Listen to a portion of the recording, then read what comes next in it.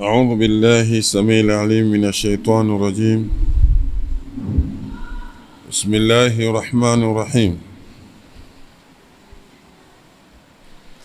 إن الحمد لله نحمده سبحانه وتعالى وهو للحمد أهل، ونشكره وهو على كل شيء قدير. أشهد أن لا إله إلا الله وحده لا شريك له، وأشهد أن محمدا عبده ورسوله صلى الله عليه وآله وسلم.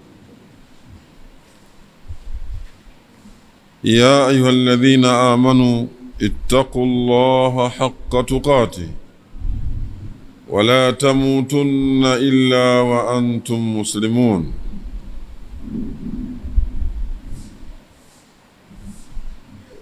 يا أيها الذين آمنوا اتقوا الله وقولوا قولا سديدا يصلح لكم أعمالكم ويغفر لكم ذنوبكم، ومن يطع الله ورسوله فقد فاز فوزا عظيما. أما بعد، إخوة الإيمان، السلام عليكم ورحمة الله وبركاته.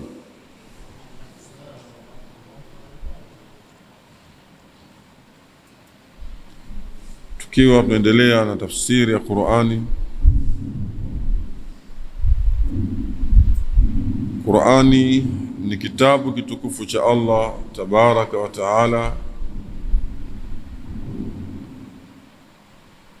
Mtume Muhammadin sallallahu alayhi wasallam yosema,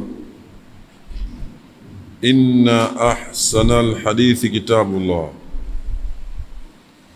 hakika maneno yalikuwa sahihi zaidi, mazuri zaidi, yasiyepitwa na wakati katika zama na nyakati zote, ni maneno matukufu ya Allah, ambaye hii Qur'ani tukufu.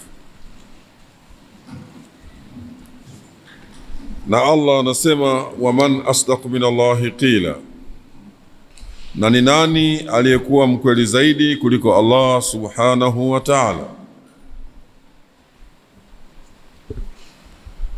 Hivyo mara nyingi sana binadamu anaweza kashawishika na maneno ya kiumbe mwanadamu, lakini ni vigumu mwanadamu kushawishika na maneno ya Allah tabaraka wa taala, ambayo ni ukweli mtupu.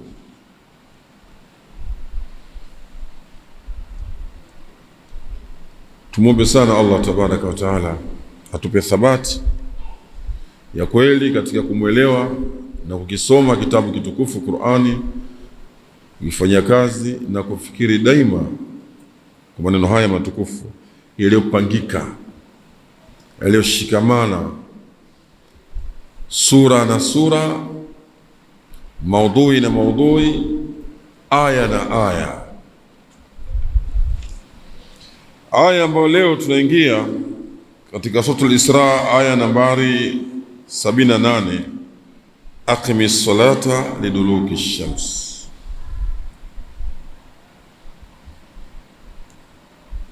Simamisha swala liduluki shams, kile kipindi ambacho jua linageuka. Sasa unaweza kujiuliza, subhanallah, aya hii na nyuma mbona kama hamna mahusiano yote? Bila shaka sio kila mtu anaweza kaliona hili. Haya maneno matukufu ya Allah yanahitaji sifa zifuatazo ili mtu aweze kusogea, hata kama si 100%, lakini uwe na alama au na asilimia hizo, sifa hizo. Moja, tauhidi ya kweli kwa Mola mtukufu, usiwe na ushirikina. Pili, maarifa ya kujua kitabu hichi. Lakini tatu, namna ulivyojikurubisha kwa Allah kwa amali mbalimbali. Hayote yanakupa wepesi na nguvu kuweza kujua kitabu hichi. Dhalika alkitabu la raiba fihi hudan lilmuttaqin. Hiki ni kitabu ambacho hakina shaka ndani yake, bila shaka ni mwongozo kwa wale wa mchao Allah subhanahu wa ta'ala. Sasa ukirudi nyuma ya maudhui tuliokuwa nayo kwa nyuma, ukianza aya nambari 73 inasema wa in kadu la yaftinunaka anil ladhi awhayna ilayka litaftari alaina ghaira, na kwa hakika walikurubia kukushawishi wewe Muhammad sallallahu alaihi wasallama anil ladhi awhayna ilayka, ili uache yale ambayo sisi tumekufunia wahi wewe, litaftari alaina ghaira, ili wewe uweze kutuzushia sisi maneno mengine yasiyokuwa haya ambayo Allah amekuteremshia. Walikaribia kufanya hivyo. Tulisoma aya iliyopita, darasa iliyopita, qul ma yakunu li an ubaddilahu min tilqa'i nafsi, kuonesha kwamba wewe hukuwa tayari. Allah alimwambia sema, haiwi kwangu mimi Muhammad sallallahu alaihi wasallam kubadilisha hii Qur'ani eti kwa matakwa ya nafsi yangu, haiwezekani. Lakini wao kwa hakika walikaribia kukushawishi wewe ili uachane na yale ambayo sisi tumekufunulia, litaftari alaina ghaira, ili wewe utuzushe sisi maneno mengine yasiyokuwa hayo maneno matukufu ya Allah tabaraka wa taala. Wa idhan latakhadhuka khalila, kwa hivyo wangelikufanya wewe ni rafiki wa ndani sana. Kama ungewakubalia wanayotaka wao, ungelikuwa ni rafiki mkubwa sana kwa wao. Lakini malaka min waliyin wala nasir, ingekuwa hivyo basi ushakosa mtetezi na mtu wa kusaidia kutoka katika lile ambalo Allah akikupa hakuna kuondoshea. Allah anaendelea kusema walaula an thabbatnaka, na kama sisi kukuthibiti, kukupa thabati, kuimarisha wewe Nabii Muhammad sallallahu alaihi wasallam, laqad kidta tarkanu ilaihim shay'an qalila, wewe ulikurubia kumili kwao kidogo, ulikurubia kumili kwao kidogo. Shay'an qalila, kidogo. Qalila na shay'an ni hiyo hiyo. Kwa hiyo kuwepo qalila ni taukidi, kumili kwa kitu, kumili kidogo ulikaribia. Idhan, kwa hivyo wewe Muhammad sallallahu alaihi wasallam, laiti kama ungelifanya hivyo, ungemili kwao kidogo, ukaacha usahihi ambao wewe unapewa, subhanallah, ungemili kwao kidogo, hicho kidogo ungemili kwao,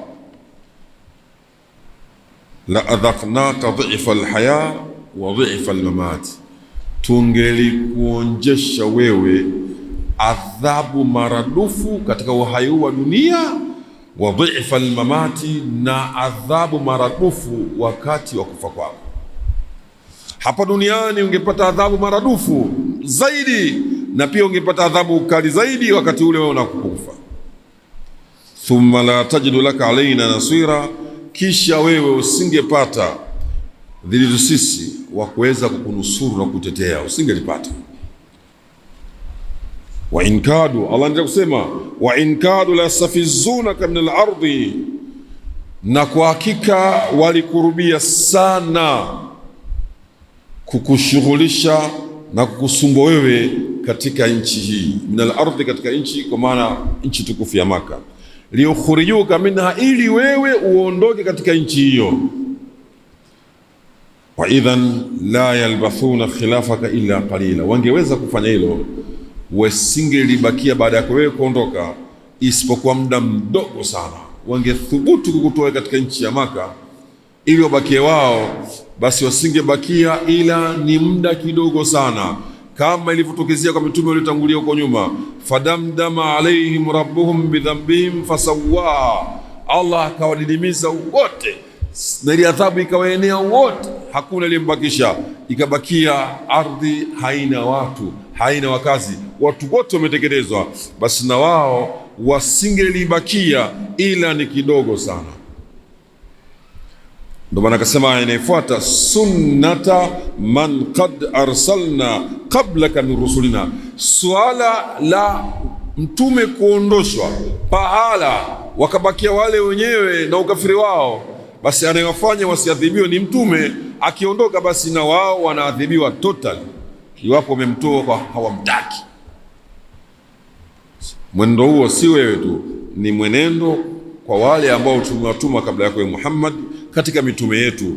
Wala tajidu lisunnatina tahwila, na wala hutokuta katika mwenendo wetu sisi kama huu wenye kugeuka au kubadilika.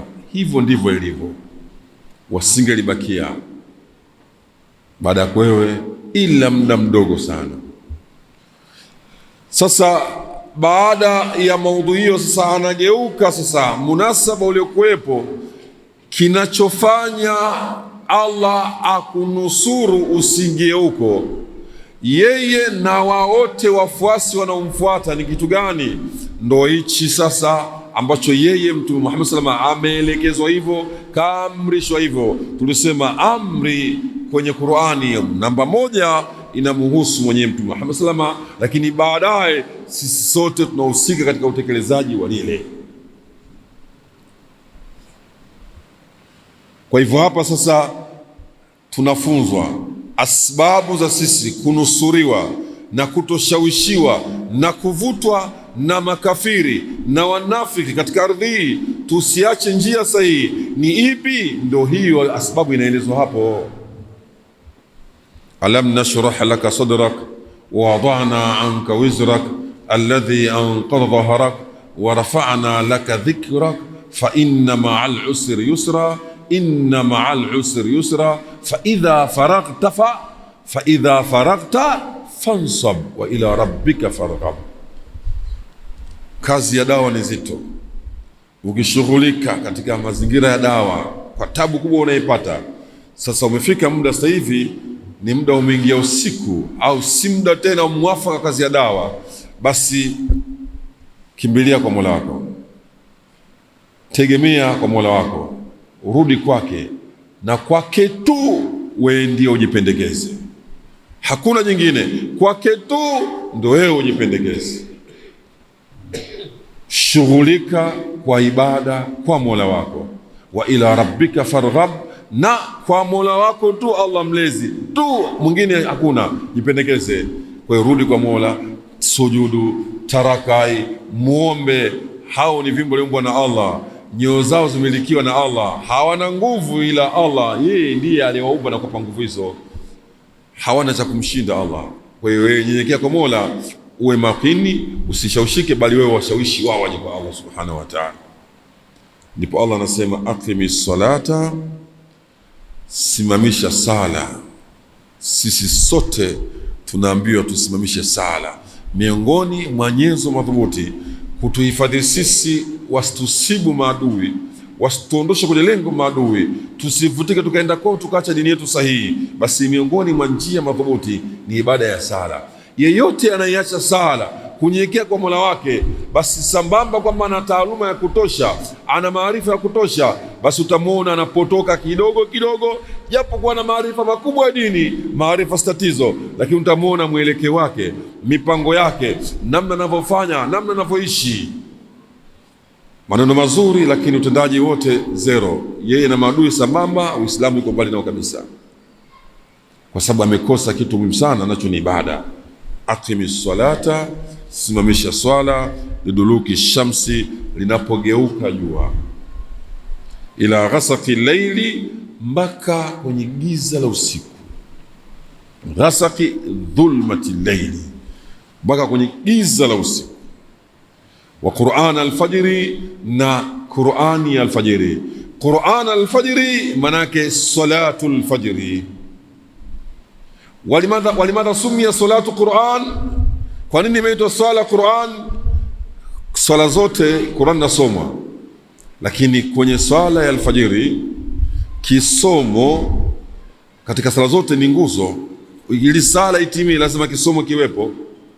Kwa hivyo katika lugha ya balagha, ile wasila iliyo ndani ya sala imeitwa kwa Qur'ani kwa maana ya sala, kwa sababu Qur'ani ni nguzo katika sala, lazima isome Qur'ani ambayo ni suratul Fatiha, lazima isome ndio sala yako iweze kutimia. Lakini kwa sababu ndani yake kuna soma Qur'ani zaidi, hii ndio ilipelekea hii peke yake ikahusishwa kwa Qur'an al-fajri, nyingine hazikupewa jina hilo, kwa sababu Qur'ani katika sala ya al-fajri inasomwa zaidi kuliko sala nyinginezo. Limethibiti kwa Mtume Muhammad salama katika sala zote, sala ambayo alikuwa akisali zaidi akavuta zaidi ni sala ya alfajiri. Anaanza kuswali kiza wala watu waonani, inamalizika swala alfajiri kiasi ambacho wewe uliokuwa unakaa na mwizo karibu unaanza kumjua. Wakati huo humjui, unamwona tu kivuli mtu tu kiza, lakini unaanza kumtambua mama fulani, ndio sala inamalizika alfajiri. Kisomo chake ni baina aya 60 mpaka 100. Uone kama Qur'an nasoma sana, ndio maana Qur'an al-fajri, maana yake swala ya al-fajri. Sometimes swala inaitwa ruku kwa sababu ruku ni sehemu ya swala. Sala inaitwa sujud kwa sababu sujud ni sehemu ya sala, inaitwa hivyo. Na kwa sababu Qur'ani inasoma ndani ya sala ndio inaitwa Qur'an al-fajri. Wa Qur'an al-fajri, nasimamisheni sala ya al-fajri. Sala liduluki shams ila ghasaqi laili wa Qur'an al-fajri, nasimamisheni swala ya al-fajri. Inna Qur'an al-fajri kana mashhuda, hakika sala ya al-fajri, Qur'an kwa maana ya sala ya al-fajri, Qur'an ya al-fajri nasema kana mashhuda, ni yenye kushuhudiwa. Vipi? Malaika ambao walikuwepo usiku wanaondoka time za alfajiri, baada ya sala wanaingia malaika ambao watakuwa zamu yao mchana. Kwa kipindi hicho ambacho wanabadilishana, ndipo ambapo sala inasaliwa, basi hao malaika wamekuwa wako hadhir katika mazingira hayo. Ndio maana inna Qur'an al-fajri kana mashhuda, ni yenye kushuhudiwa, inahudhuriwa na kushuhudiwa na malaika watukufu. Kwa nini mwingine malaika hudhuri? Hapa ni asbabu maalum ya mbadilishano, taaqub malaikatu layli wa malaikatu nahari, mbadilishano malaika usiku na malaika mchana katika kipindi hicho, wakiwa pamoja katika ile sala. Baadaye sasa wanabakia, wale kuondoka wanaenda zao. Ndio maana ikaitwa inna Qur'an al-fajri kana mashhuda, haka sala ya al-fajri ni yenye kushuhudiwa. Anasema aqimi salata bil ityani bi ala atammi wajhin fi awqatiha. Nini maana ya aqimi?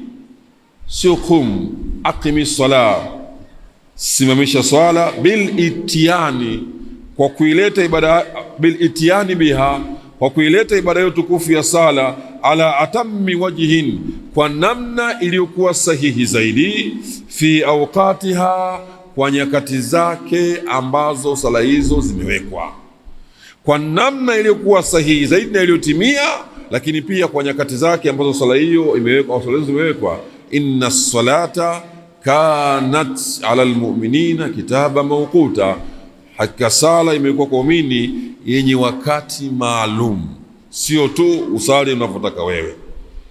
Min zawali shams an kabidi samai, tangu pale ukajua kutoka katikati ya mbingu, sasa anaanza kwenda upande mwingine. Washmalu dhalika salata al-dhuhri, hapo inaingia hapo, inajumuishwa katika hiyo wakati huo ni sala ya dhuhuri, wal asr, na sala ya alasiri, ila dhulmati laili, mpaka kwenye giza la usiku. Watashmalu al-maghriba wal isha, hapo sasa watashmalu al-maghriba wal isha, hapo inajumuishwa sala ya magharibi na sala ya isha.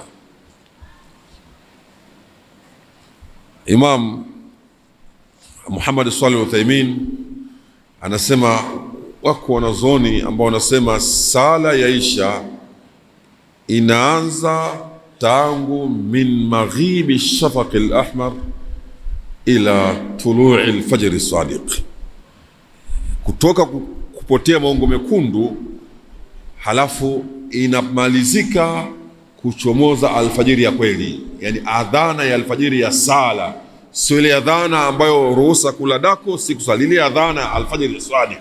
Wanasema hapo ndipo sala isha inamalizika.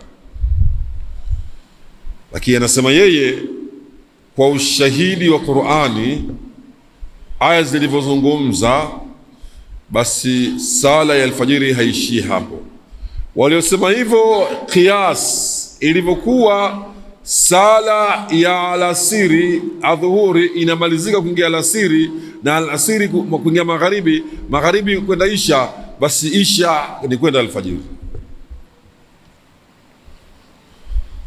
Shekhe akasema tuangalie aya ilivyozungumza, na ziko hadithi ambazo zimezungumza hivyo ambazo zipo kesha hii aya, aqimis salata liduluki shams, simamisheni sala liduluki, lamu liwakti, kuanzia hapo kupinda jua. Halafu ila imeonyesha muntaha na muda wake wa mwisho, ila ghasaqi laili, mpaka hapo kwenye ghasaqi laili. Kwa hiyo ila imeonyesha wapi inamalizikia, kwenye giza la usiku. Kwa hiyo anasema giza la usiku hasa lapatikana ile muntasafi laili, midnight. Kwa hiyo wewe sasa angalia magharibi inaingia saa ngapi na alfajiri inaingia saa ngapi, yale masaa gawa nusu kwa nusu. Hiyo ndo takuwa ni wakati zako ya mwisho swala isha, sio kuchomoza alfajiri. Yani kuna wakati inakuwa 5 mpaka 5:30, au wakati mwingine 6 mpaka na kidogo, lakini haipinduki ikasema 8 au 7 9 huko.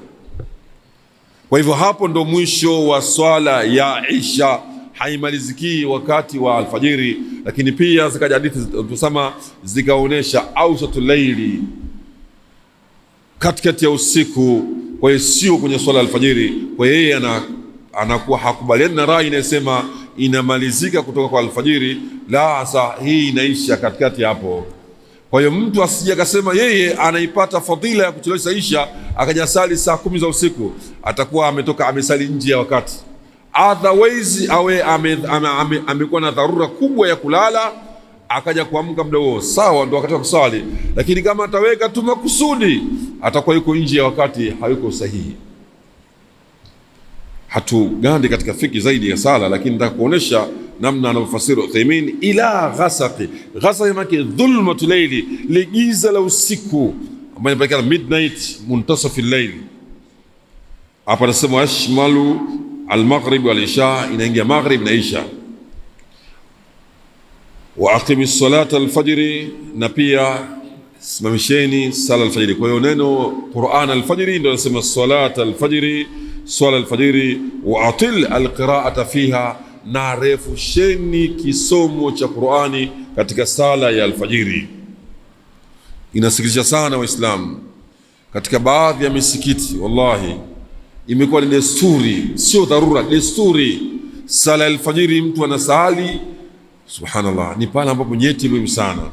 Anamaliza suratul Fatiha, basi anakamata suratul Kauthar rakaa ya mwanzo, rakaa ya pili anakamata Ikhlas, intaha, shamaliza.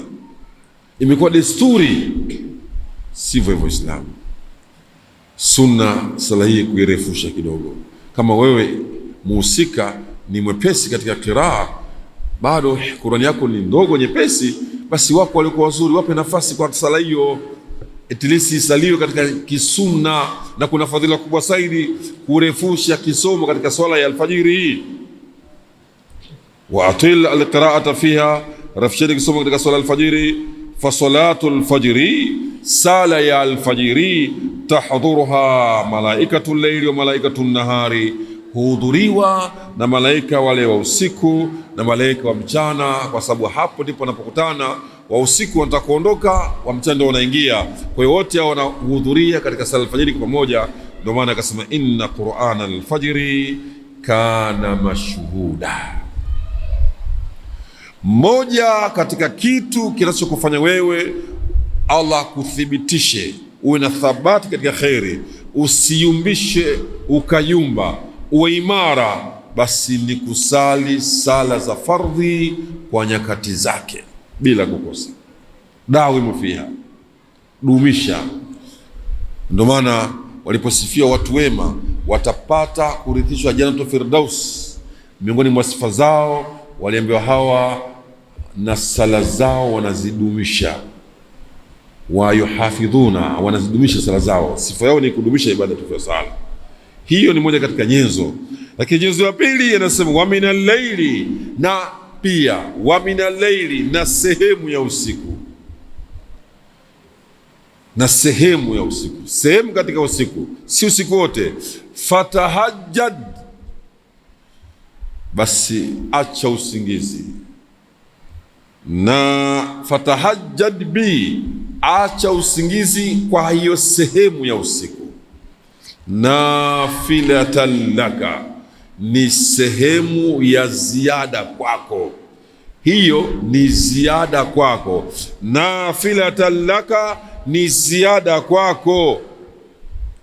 Asa an yab'athaka rabbuka maqaman mahmuda, asa, wenda kwa Allah ni wajibu, wenda Mola wako akakufikisha kwenye daraja yenye kusifiwa, maqaman mahmuda, manzilatan rafia, daraja tukufu yenye kusifiwa. Wa minal laili fatahajjad bihi, na usiku ikurupushe, tupa shuka, acha godoro, acha usingizi, kuwa macho kwa ajili ya Allah subhanahu wa ta'ala. Waislamu, watu wengi wanauliza, kuna tahajudi, kuna salatu tahajudi, kuna salatu qiyamu laili, kuna salatu witri, witri mbali, qiyamu laili mbali, tahajudi mbali. Haya maswala mashekhe yanaulizwa yapo.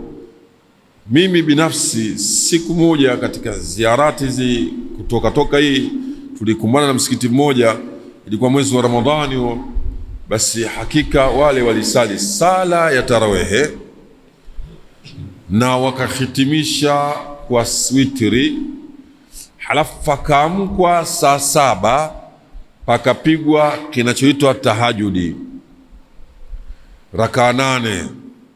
Baada ya raka 8 pakanuliwa tena watu wakasali sala yetu, swala ya witri, pakapigwa raka 8 kwa 3, 11. Kipiga hesabu hizo, tarawehe ndio qiyamul laili, msimamo usiku, tahajudi raka 8, witri raka 11, surplus zile rakaa 20 na 23 witri ilipigwa, akamka usiku apiga 8, 31, akamka tena kapiga 11. Unapata ngapi? 40 ngapi? 42.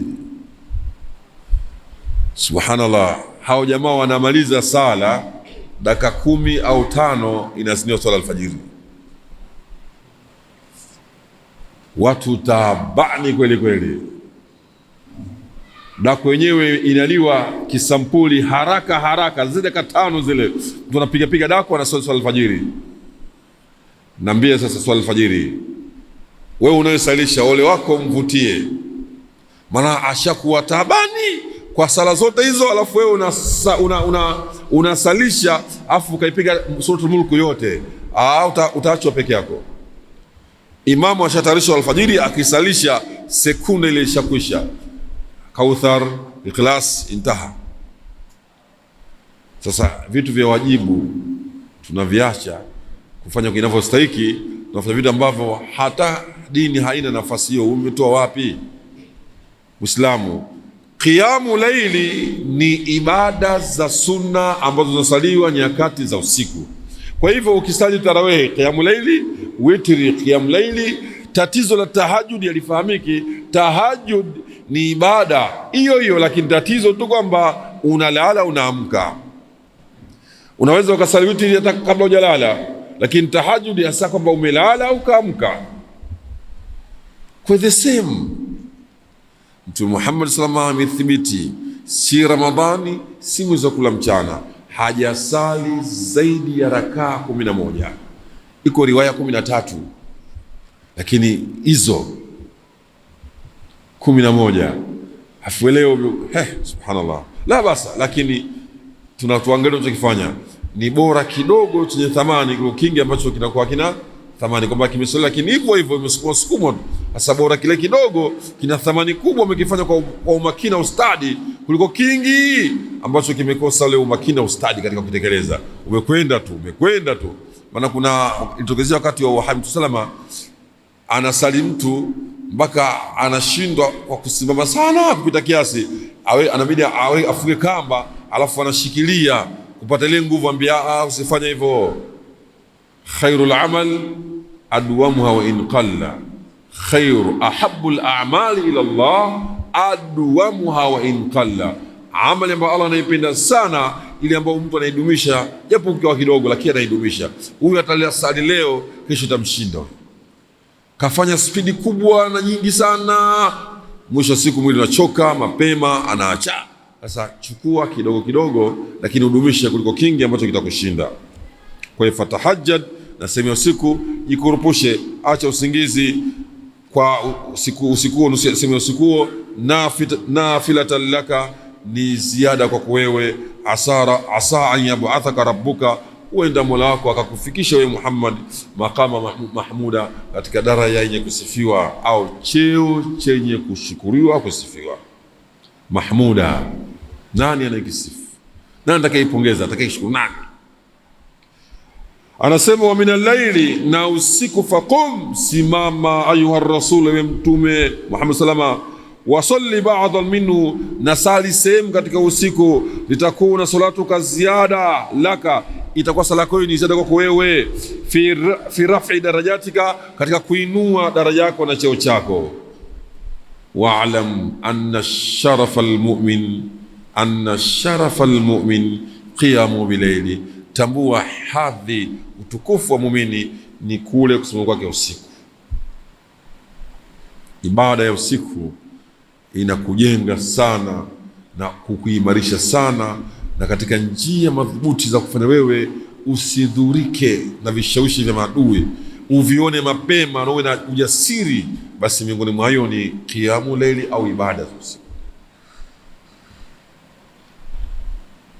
Bali baadhi ya wanazuoni kutaka kuonesha umuhimu wanasema kwamba kuna nambari ukizipiga inakuwa communication ya watu ni wengi sana, kwa hiyo mawasiliano yanakuwa mengi sana, kwa hiyo kujibiwa kwako inachelewa.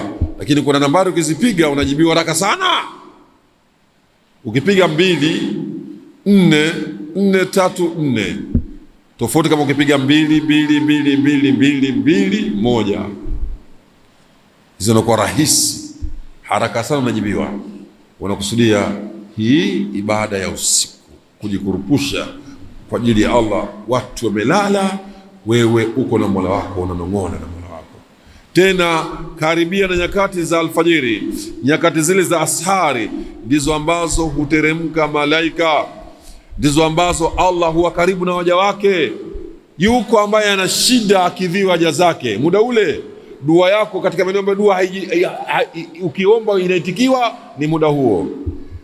Allah anakuwa yanzur rabbuna, Allah uteremka mpaka katika kipindi hicho, anakuwa karibu zaidi na waja wake katika muda huo. Na wewe unakuwa kipindi hicho uko karibu na Allah kwa kumwabudu na kumuomba. Kwa nini usiwe miongoni mwa hao? Litakuna salatuka ziyadatan laka, kwa wewe fi rafi darajatika, kwa kuinua daraja zako. Mutaharriyan an yab'athaka rabbuka yawm al-qiyama, hali ya kuwa ukitaraji kabisa Mola wako akufikishe siku ya kiyama. Shafi'an linnasi, wewe ni muombezi kuombea watu. Mimma hum fi min ahwali yawm al-qiyama, yale yote ambayo ulikuwa nayo miongoni mwa vitisho na hali ngumu ya siku ya kiyama. Wayakunu laka maqaman shafa'a al-udhma, na itakuwa wewe ndio pahala pa sehemu ya cheo kikubwa unachopewa cha kuombezi mkubwa. Shafa'a al-udhma, uombezi mkubwa. Mitume wote wataendewa, sisi hatustahiki, nenda kwa fulani, nenda kwa fulani. Muhammadun sallallahu alaihi wasallam, yeye ndiye ambaye Allah amempa umiliki wa shafa'atul udhma, uombezi mkubwa siku ya kiyama. Alladhi yahmaduhu al-awwaluna wal-akhirun, hiyo daraja hiyo wataipongeza kweli kweli. Nani? Al-awwaluna wal-akhiruna, wa mwanzo na wa mwisho. Ndio maana akasema asa rabbuka an yab'athaka rabbuka maqama mahmuda. Mahmuda nani? Mahmuda manake watu wa mwanzo na watu wa mwisho watakuwa ni wenye kukupongeza katika daraja hiyo. Wa qul, na daima sema ewe Muhammad sallallahu alayhi wa alihi wasallama, rabbi, e mola wangu, adkhilni mudkhala sidqin. Na hii ni dua Muislamu popote unapoingia na unapotoka, basi miongoni mwa dua ya kusoma dua hii. Unatoka zako Maka, hivi sasa unakwenda Madina kwa ruhusa ya Allah, na utatoka zako Madina utakuja Maka tena kwa ruhusa ya Allah. Sasa popote Muislamu tunafundishwa, ikiwa una safari kibiashara, kikazi, kivyovyote vile, basi eneo ambalo wewe si muhusika au si mkazi wa moja kwa moja unaingia, basi maulama wametuwekea dua hii kwa mnasaba wa mazingira haya. Omba dua hii. Unatoka, omba dua hii. Uko nyumbani, unatoka unaingia sokoni, omba dua hiyo. Ziko nyingine na hii ikiwemo. Unarudi unapokwenda, omba dua hii. Kwa miongoni mwa wasila na njia ya kufanya wewe Allah kulinde na kuhifadhi na maadui kila pahala. Maadui wapo, inategemea tuna nguvu ya pahala. Kwa hivyo kuwepo kwako ndani ya Maka, omba dua hii. Ukiondoka na Madina na sehemu nyingine zote zile ambazo utakwenda, basi dua iombe. Ni miongoni mwa njia za kuhifadhi Allah na ushawishi wa maadui ili uache dini sahihi. Qul, sema rabbi, e mola wangu mlezi, adkhilni mudkhala sidqin, ya rabbi naomba mimi niingize, lakini katika mwingizo uliokuwa mwema. Innal muttaqina fi jannatin wa nahar fi maq'adi sidqin inda malikin muqtadir, katika makazi mema yaliyo sahihi ya kweli. Mema ndo makazi ya kweli. Kwa adkhilni mudkhala sidqin, niingize mimi mwingizo mwema. Wa akhrijni mukhraja sidqin, na ntoe, lakini namna kutoa kutoka kwema. Nisitoke lakini kutoka kubaya. Umetoka pengine labda umeiba, umeua, kwa hiyo unatolewa kwa sababu ya kuua. Akhrijni mukhraja sidqin, adkhilni mudkhala sidqin, wa akhrijni mukhraja sidqin, waj'al li min ladunka, na ya rabbi naomba jalia kwangu mimi, tena kutoka kwako, si kwa mwingine yote. Waj'al li min ladunka sultanan nasira, anamwomba Allah amjalie sultanan,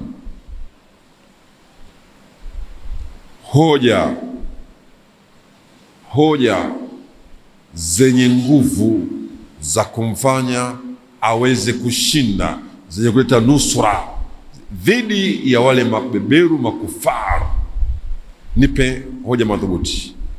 Ona sasa, kwa sababu anapokushawishi anakujengea hoja ambazo zitakushinda kuzipangua. Sasa anamwomba ya rabbi, waj'al li min ladunka sultanan nasira. Sultan hapo kwa maana ya hoja, inakuja kwa maana ya mamlaka, nguvu, lakini hapo kwa maana ya hoja, kwa sababu huko una ushawishi.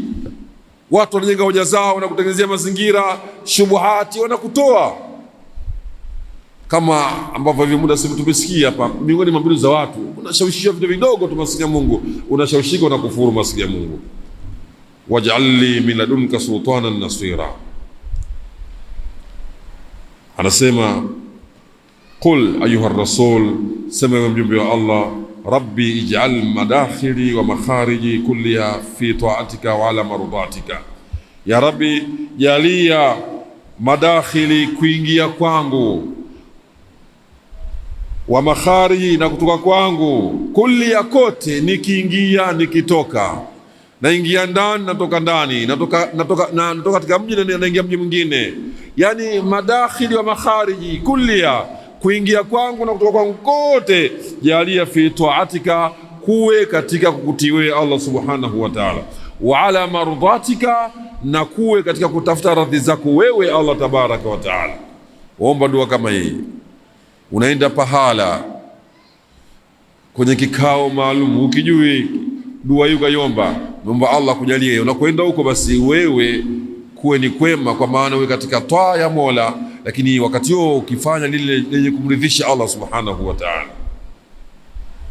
Waj'alni min indaka hujja dhahira, na nijalie mimi kutoka kwa Mwenyezi Mungu, nijalie nini? Hujjatan, hoja dhahira, yenye nguvu, tansurni, itakayenusuru mimi biha ala aduwi, hoja hiyo yenye nguvu itakayenusuru mimi kwa hoja hiyo, ala aduwi, dhidi ya adui yangu.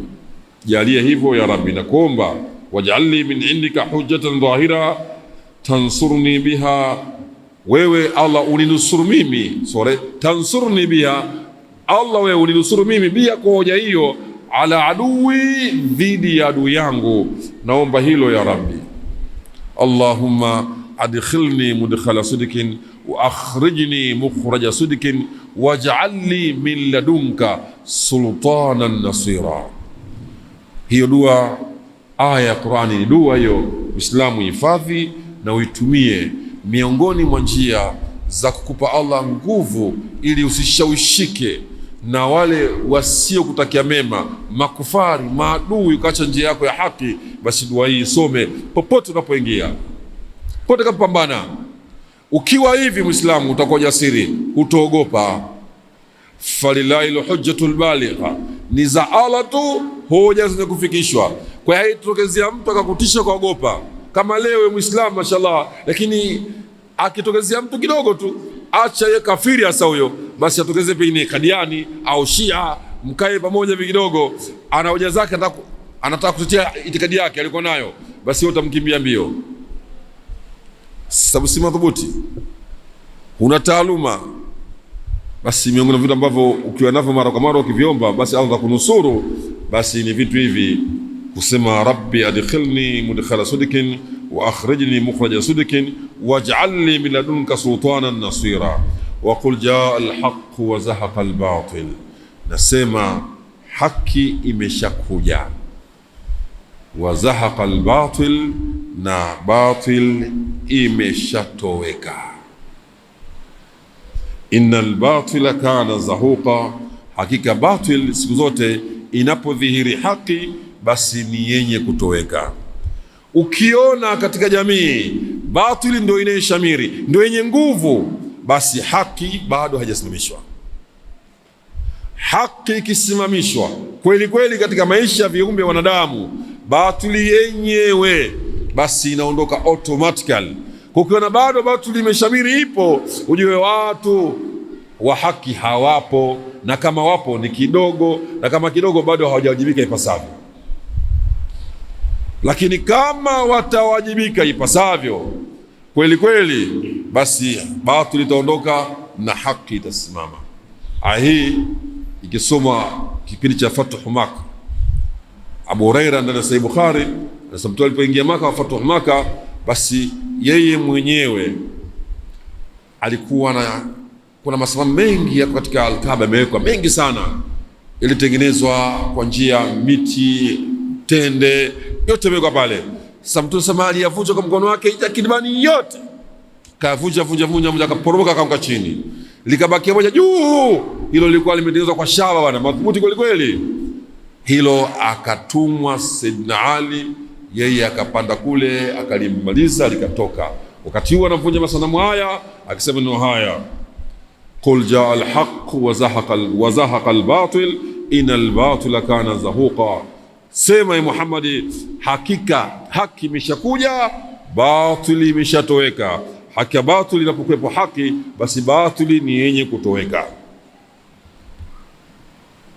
Qul ayuha rasul, sema ya mjumbe wa Allah, lihaulai almushrikina, kwa washirikina, jaa alislam, Uislamu umeshadhihiri, watahaqqaqa ma wa'ada Allah wa ma wa'ada Allah bihi min nasri, na yamethibiti yale ambayo Allah ametoa ahadi katika kunusuru Uislamu. Ishathibiti bwana, watahaqqaqa ma wa'ada Allah bihi min nasri, na imethibiti yale ambayo Allah ameahidi katika kunusuru Uislamu mwenyewe. Wa dhahaba shirku wal kufru, shirki na ukafiri shaondoka. Innal batila dhahibun mutalash, hakika batili ni yenye kuondoka na kutawanyika, ipo tena na kupotea. La yathbutu amama alhaqi, kabisa batil haiwezi kuthubutu, haiwezi kuwepo ikatulia mbele ya haki. Ikisha kuwepo haki tu, basi batili inaondoka wenyewe. Waislamu, leo tumeshindwa kuinua Uislamu katika maisha yetu binafsi, kwenye majumba yetu tumeshindwa. Wenzetu wanafanya kazi kubwa kweli kweli, vijana wetu kila kukicha wanaondoka kwenye mstari, akili zao, mipango yao yote ni kitwaghuti, mavazi yao, misemo yao, mikato yao yote ni kitwaghuti. Tumeshindwa kuandaa vijana mapema.